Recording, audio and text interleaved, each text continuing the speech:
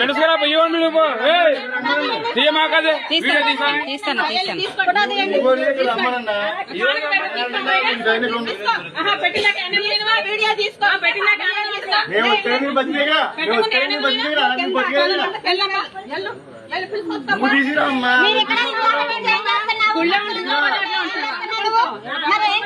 నువ్వు చేశాడు సక్రమం చేయకుండా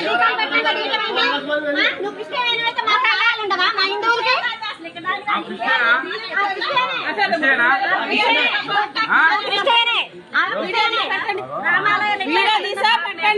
తప్పు కదా అదే నువ్వు పొద్దున వచ్చి కాపలాగా మేమంటే